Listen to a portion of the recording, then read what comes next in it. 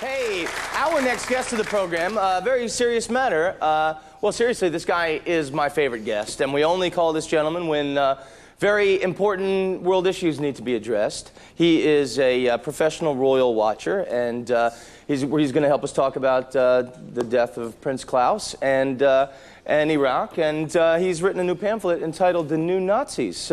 He's always an explosive guest, and I love him to bits. Would you please welcome to our program, Mr. Willem Oltmans.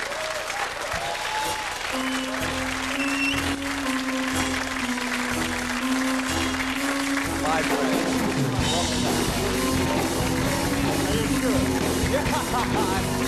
We'll find out, yeah?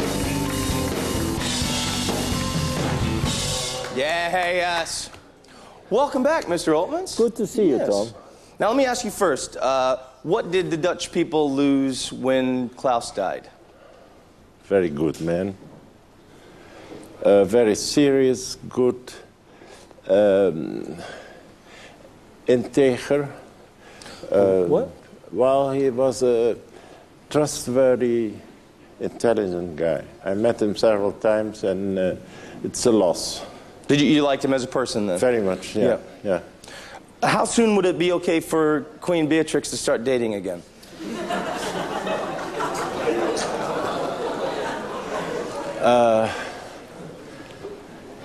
I don't know whether you think that's possible at this late hour. Yeah. Hot. Okay, well, forget that. Let me ask you this. I'm really nonplussed. It's the last thing I thought of. Was when she would start dating again? Yes, All right, well, here's a more serious question. Because today is the day of the funeral, so yeah. Let's not start the next chapter already. Yeah. Okay, let me ask you this. Yes. As an American, the one thing that I don't understand is Klaus was married to Beatrix, and she's queen, but he was a prince. Why was he not a king? I don't understand that. Christ. Klaus came from the trottoir. He was from somewhere in... What's that mean? Well, I mean, he was just plucked out of Germany. He had nothing to do with royal family or anything. He was made a prince. Right. But Maxima will be queen when... Yeah. So that's kind of a tricky issue. I don't understand why she would be queen and he didn't get to be Well, he king. suffered very much from that. He did. Because he was a guy who wanted to be the father in the house, the man who made the decisions, etc. Right. So when the princess became queen, he began developing this depression because he felt useless and not to his full capacity. Didn't feel like a man. 2 years later, exactly, in a way that's true. And already 2 years later, he went into this treatment for depression. Wow. And the problem that came up was that he should have had psychological treatment. He should have had psychoanalysis because there was a problem between man and husband and wife. And they gave him chemicals. Do you know toxic psychiatry? Yeah, and that's what they just prescribe pills for everybody now. And toxic psychiatry causes what he got. I didn't know that. Yeah, that's it. Yeah, I think that's a disgusting thing in medicine now. They just fill people with Prozac and Ritalin and things like that. So what you're saying, Willem, that the doctors poisoned Klaus? Well, yes. In a way, you can say that. In a way, that's the truth. And I think it will gradually come out. And you see in the book, in the studies, that they start moving strange and they walk slowly and they get all kinds of by-effects. Dat is geen goed Engels word. But side effects is the word. Okay. Oh, you know Dutch by now. No? No, I still need your help sometimes. You are adept? Slow learner, yeah. Oh, I thought of stupid. No, but... And I am, yeah. Yes. Okay. You just got back from Iraq. Yeah. Now let me ask you this. Why not the Caribbean? Do you have a shitty travel agent? I mean, why? Why? What is so funny? What is so funny about it? I go every winter in January, 10 days to Coral Gables in Florida. I thought you were going to say every... much better I thought you than were going the to say... Caribbean, Florida. I thought you were going to say every year you go to Iraq, and it's just, there's a Club Med there, and it's a lot of fun, and, I thought you knew something. No, it's not, there is not much fun there. But now, you went there to meet Saddam Hussein. Why would you want to meet a dictator? I didn't meet Saddam Hussein. You did not? Of course not. Oh, I thought that was one purpose. When a journalist goes to Holland, they don't meet the Queen. Right. They meet Balkenende or Kok or somebody like that. I met Tariq Aziz. But now you wrote this, your new pamphlet. I love your pamphlets, are just filled with fire and venom, man.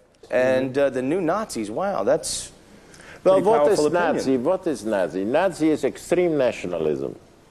Nazi is what Hitler and Mussolini did. United Nations don't exist anymore, I do it anyway. With no permission from anybody. Yeah, right. That is Nazi. And there are three people who do that, Blair, Bush, and Sharon. And the rest of the world is really scared, because he might do it. Yeah. They might go into Iraq and they kill the United Nations if they do that.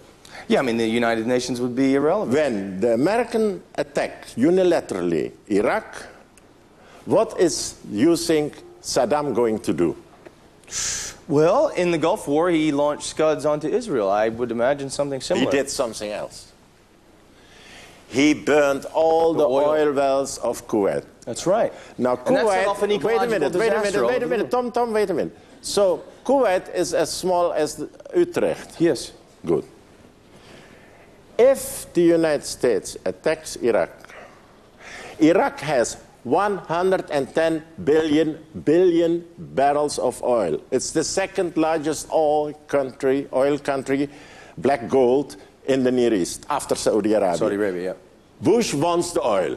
He never talks about the oil. That's what he wants. Yeah. Now, so when he attacks, he wants to replace Saddam with his own crony. You know, Hitler did that with Seyss-Inquart in Holland. He put cronies.